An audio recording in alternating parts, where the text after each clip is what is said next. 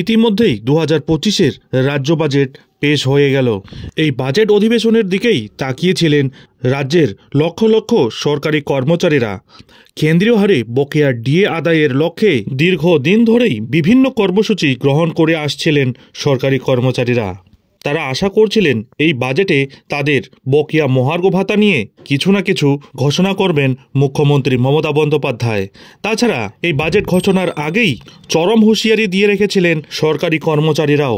এবারের এই বাজেট পেশের সময় রাজ্য সরকারি কর্মচারীদের বকেয়া ডিএ নিয়ে ডিএ বৃদ্ধি না হলে আরও বৃহত্তর আন্দোলনের পথে হাঁটবেন বলে হুঁশিয়ারি দিয়ে রেখেছিলেন। রাজ্যের সরকারি কর্মচারীরা তাদের এই বকেয়া ডিএ আদায়ের লক্ষ্যে আন্দোলন, বিক্ষোভ, অনশন, পেনডাউনের মতো কর্মসূচি গ্রহণ করে রাজ্য সরকারের অস্বস্তি যেন বাড়িয়ে দিয়েছিলেন।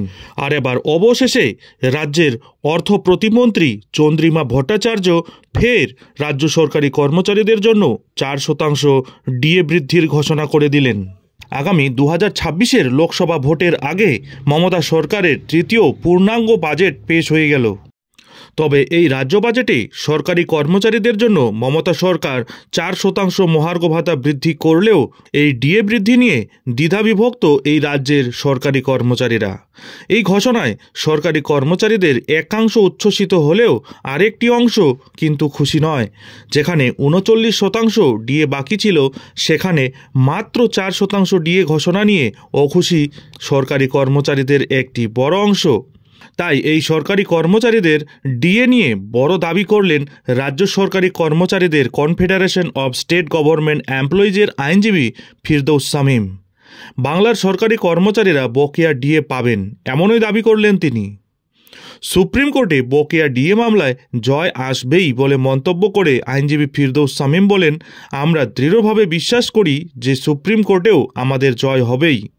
কারণ ডিএ রাজ্য সরকারি কর্মচারীদের আইনসঙ্গত অধিকার, সেটা রোপা রুল 2009-তে বর্ণিত রয়েছে। তাই রাজ্য সরকারি কর্মচারীরা প্রাপ্য ডিএ পাবেন। তিনি আরও জানিয়েছেন, আগামী 25 মার্চ যাতে ডিএ মামলার শুনানি হয় সেজন্য সুপ্রিম কোর্টের কাছে আর্জি জানানো হয়েছে। তিনি আরও বলেন, আমরা দৃঢ়ভাবে বিশ্বাস করি যে সুপ্রিম কোর্টেও আমাদের জয় হবেই। সেই সঙ্গে তিনি বলেন, এই মামলার উপরে অনেক রাজ্য সরকারি কর্মচারীর ভবিষ্যৎ নির্ভর করছে। এদিকে 4% ডিএ ঘোষণা হওয়ায় এর জন্য আগামী সোমবার মুখ্যমন্ত্রীকে রাজ্য জুড়ে ধন্যবাদ জানানোর কর্মসূচি নিয়েছে পশ্চিমবঙ্গ রাজ্য সরকার কর্মচারী ফেডারেশন। চেয়ারম্যান মানস ভূঁইয়া এবং আহ্বায়ক প্রতাপ নায়েকের তরফে একটি বার্তা পৌঁছে গিয়েছে জেলায় জেলায়। ওই দিন রাজ্যের জেলাশাসক, মহকুমা, ব্লক অফিস এবং কলকাতা সহ জেলা হেডকোয়ার্টার, সেক্রেটারিয়েট, ডিরেক্টরেট, রিজিওনাল অফিসগুলিতে দুপুরে টিফিনের সময় মুখ্যমন্ত্রীকে ধন্যবাদ জানিয়ে কর্মসূচি হবে। ছোট সভা গেট মিটিং মিছিল হবে কলকাতা থেকে জেলায় জেলায়। পরবর্তী পর্যায়ে জেলায় জেলায় আরও কর্মসূচি হবে। সরকারি অফিসগুলিতে ধন্যবাদ জ্ঞাপন ব্যানার দেওয়া হবে। 4% ডিএ বৃদ্ধির পরেও কেন্দ্র এবং রাজ্য সরকারি কর্মচারীদের ফারাক 35%। এই প্রসঙ্গে রাজ্যের মুখ্যমন্ত্রী মমতা বন্দ্যোপাধ্যায় জানান, এই ফারাকও ধীরে ধীরে কমে আসবে। এদিন মুখ্যমন্ত্রী বলেন, একদিনে সবটা হয় না, আমরা সবটাই ক্লিয়ার করব, ফেজ বাই ফেজ হবে। এতগুলি প্রকল্প চালিয়ে যখন যেমন আমাদের কাছে টাকা আসবে দেব। পে কমিশনের টাকা সহ এই ডিএ ভবিষ্যতে আরও পাবেন, আমরা সবটাই ক্লিয়ার করব। এদিকে স্টেট ট্রাইব্যুনাল, অ্যাডমিনিস্ট্রেটিভ এবং কলকাতা হাইকোর্ট মিলিয়ে সব বকেয়া ডিএ মামলায় 6 বার জিতেছে রাজ্য সরকারি কর্মচারীরা। আর এবার সুপ্রিম কোর্টে 7বার জয় আসবে বলে দাবি করলেন রাজ্য সরকারি কর্মচারীদের ফেডারেশন অব স্টেট গভর্নমেন্ট এমপ্লয়িজের আইনজীবী ফিরদৌস শামীম। তিনি জানিয়েছেন, আগামী 25 মার্চ যাতে ডিএ মামলার শুনানি হয় সেজন্য সুপ্রিম কোর্টের কাছে আর্জিও জানানো হয়েছে।